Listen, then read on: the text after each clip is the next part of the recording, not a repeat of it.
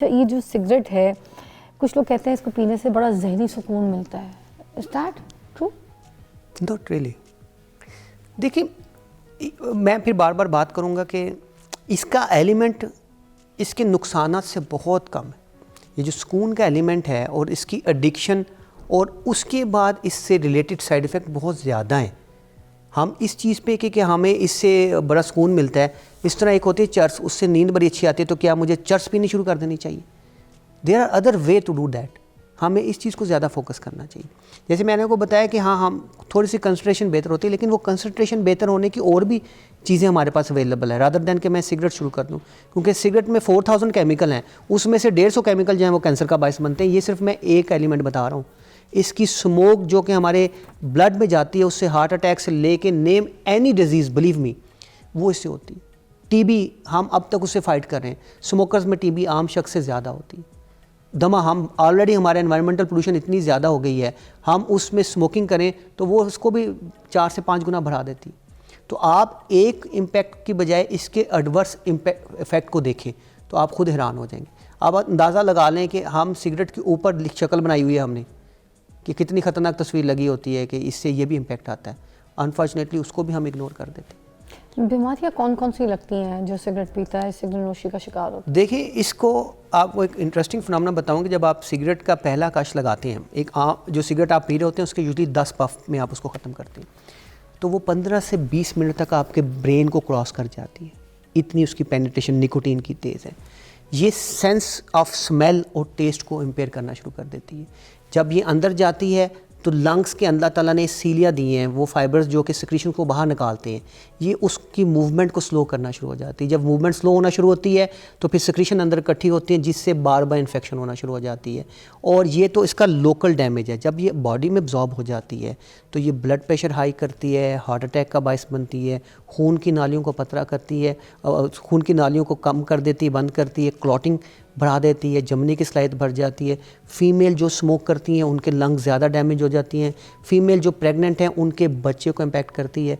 वो फीमेल जो breast feed कर रही होती हैं, साथ स्मोकिंग करती हैं, ये ब्रेस्ट फीड में भी से होती हुई बच्चों पे इम्पैक्ट डालती है। ये ऑलमोस्ट हर ऑर्गन का कैंसर कर सकती है। कुछ लोग 1-1.5 डब्बी आराम से पी जाते हैं, ठीक है जी बिल्कुल। बहुत कम 60-70 साल की एज में भी होते हैं, हुक्का भी पी रहे हैं, शीशा पी रहे हैं। उनको बोलो कि भाई कब से पी रहे हैं, कहते हैं भाई मैं तो जवानी से पी रहा हूँ, 30-40 साल हो गए हमें पीते हुए, हमें तो कुछ नहीं हुआ।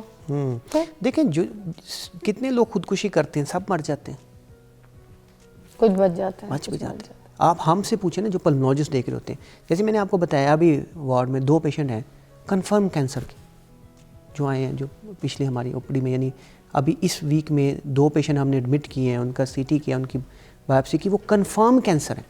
उनको ना शुगर है, उनको ना ब्लड प्रेशर है, उन्होंने सिर्फ सिगरेट पी है और एज उनकी 40, 45 या 50 है। आप उनसे पूछें इस वक्त वो किस परेशानी से गुजर रहे हैं। उनके बच्चे सारे उन पे डिपेंडेंट थे और इस वक्त वो उस स्टेज ऑफ कैंसर पे हैं कि जिसका उनका मतलब कोई ख़ास ट्रीटमेंट मॉडलिटी अवेलेबल नहीं। इरफान साहब, कुछ पाउच आ गए निकोटीन के जो लोग मुंह में रख लेते हैं, तो जो निकोटीन की कमी है वो पूरी हो जाती है।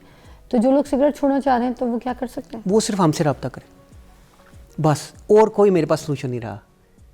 जो खुद डिसाइड करता है, मैं आपको बताऊं, ये पाउच नुकसान करता है। देखिए, ये मैं आपको ऑन लाइटर नोट में एक बात बताऊं, ये ऐसे का हम लोग मतलब कमाल लोग हैं, हमारी जो पब्लिक है ये खुद ही डिसाइड करती है। पाउच पे लगी रहेगी वो निकोटीन, पाउच भी उनसे ख़त्म नहीं होंगे।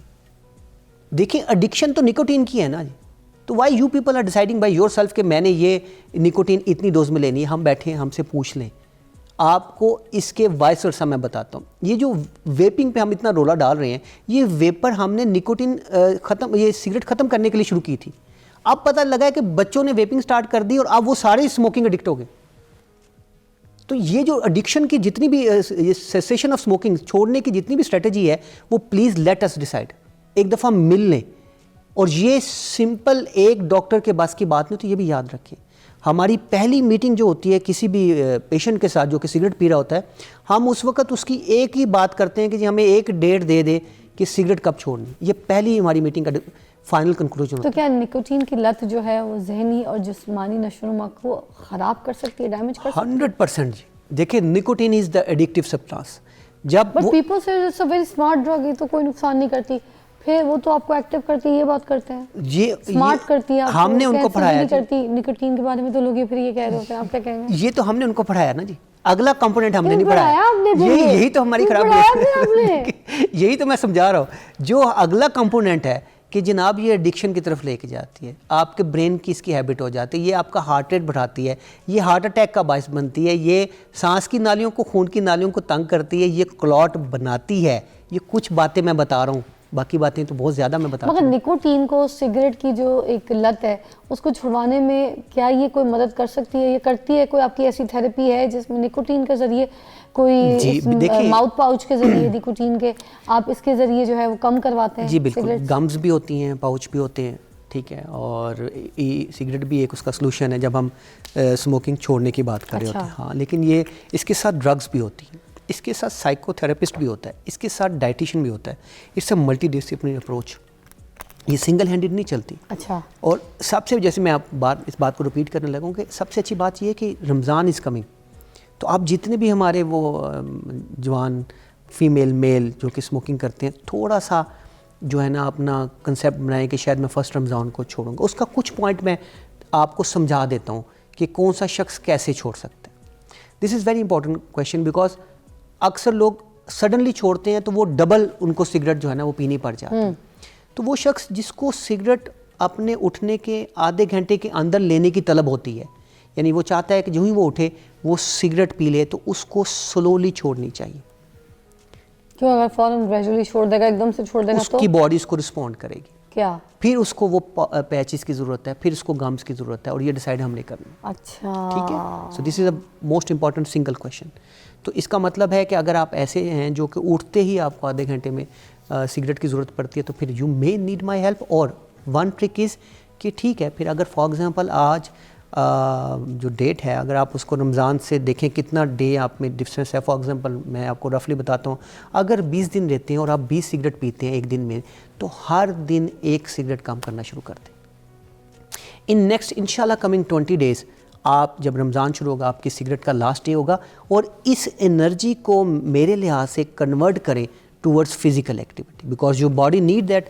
तो आप अगर कोई भी फिजिकल एक्टिविटी करेंगे तो आपकी जो वो एनर्जी है वो डिसिपेट हो जाएगी। और दिस इज द बेस्ट। एक बंदा है 30-40 साल उसने लगाया सिगरेट पिए, अब उसने एकदम से छोड़ दी, ठीक है, लंग्स तो उसके डैमेज हुए होंगे किसी न किसी परसेंटेज, तो वो जो डैमेज हुए होंगे क्या वो रिवर्स हो जाएंगे अगर वो छोड़ देता है, या फिर वो नुकसान जो है वो हो चुका है? देखिए, कुछ तो परसिस्ट करता है, लेकिन ये सिर्फ लंग पे फोकस ना करें, आपका हार्ट को भी प्रॉब्लम कर रहा है। ये इनके अक्सर जो साइड इफ़ेक्ट हैं वो विद इन अ ईयर बेहतर हो जाते हैं। अगर आप अभी सिगरेट छोड़ते हैं हम लोग, तो हम आधे घंटे बाद हमारा ब्लड प्रेशर नॉर्मल होना शुरू हो जाता है। 1 दिन से 2 दिन तक हमारी सेंस ऑफ स्मेल और टेस्ट बेहतर होना शुरू हो जाती है। हमारा जो बाकी सिस्टम है वो 1 साल में कुछ हद तक बेहतर हो जाता है, कुछ का 5 साल और मैक्सिमम 10 साल तक बेहतर हो जाता है। ठीक है, सो इट डजंट मीन अगर किसी को कैंसर मतलब भी है, बेहतर हो जाता है, जी बिल्कुल रिवर्स हो जाता है, बिल्कुल रिवर्स छोड़े तो, जी बिल्कुल, है ना। थैंक यू सो मच, काफ़ी आपने हमें समझाया, मगर अभी भी कुछ ऐसी सॉल्यूशंस हैं, कुछ ऐसे टिप्स हैं कि अगर हम निकोटीन से हटके या कुछ और ऐसी थेरेपीज़ या कोई ऐसी टिप्स जो दे सकें, लोगों को समझा सकें, वो ब्रेक के बाद आप आखिरी वर्ड है, प्लीज़ कुछ पॉइंट्स हमें मोटे मोटे से बताएं।